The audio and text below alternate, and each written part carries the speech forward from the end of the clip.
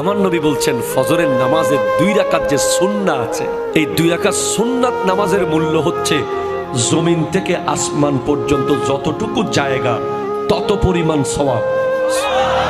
আপনি fair and handsome বাদ দেন, আপনি ফেয়ার অ্যান্ড লাভলি ম্যান বাদ দেন, গার্নিয়ার ম্যান বাদ দেন, আপনি ওই হাবিব তাসকিয়ারে গিয়ে আপনার ফেসিয়াল করা বাদ দেন, আপনি ফজরের নামাজে গিয়ে ওযুটা করেন না,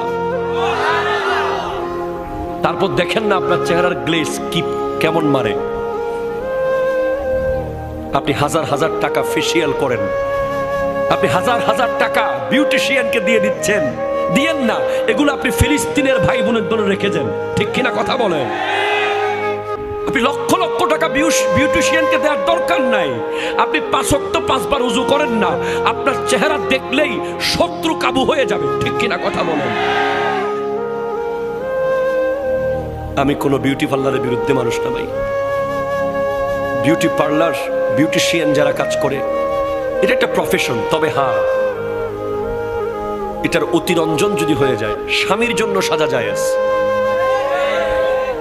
এর বাইরে আপনারা যা করেন, আমাদের মা বোনরা এই এলাকায় মহিলা আসেনি না, সব চলে গেছে, আছে।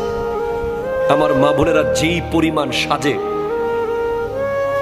মেহেদি অনুষ্ঠানে যাওয়ার সময়, আগে পুরুষরা তেমন বিউটি পার্লারে যেত না, এখন পুরুষরা আরো বেশি। কালকে না পরশু দেখলাম একটা খেড়ি মাসাজ করতে গিয়ে রক্সিরি কাইতে পড়ে গেছে, ঠিক কিনা কথা কন? সাবধান, সতর্কতার কোনো মায়ের নাই। আপনার সেলুনে গিয়ে ওই মানুষটাকে দিয়ে আপনার মাথা মাসাজ করাইতে হবে না। সায়েন্স বলছে আপনি জাস্ট অন টাইম নামাজ পড়েন, আপনার মাথা মাসাজ সিজদায় হয়ে যাবে। কথা জোরে বলেন না, ঠিক কিনা? আপনি সেলুনের ওই মানুষ, ওই ভাইকে আর 10-20 টাকা 50 টাকা এমনি দিয়ে দেন, এতে কোনো অসুবিধা নেই। কিন্তু আপনি মাথা মাসাজ, ঘেড়ি মাসাজ, রক পিট মাসাজ যেগুলো করান সেলুনে গিয়ে, এগুলো সব কিছুর সমাধান একটা প্যাকেজে আছে, নামাজের ভিতরে আছে। অ্যাকর্ডিং টু সায়েন্স আপনি যদি পারফেক্টলি নামাজে দাঁড়ান, শোনেন, যখন আমরা আল্লাহু আকবার বলে এভাবে হাত তুলি, আছে না নাই? আবার অনেকে তো হাত তুলে এভাবে,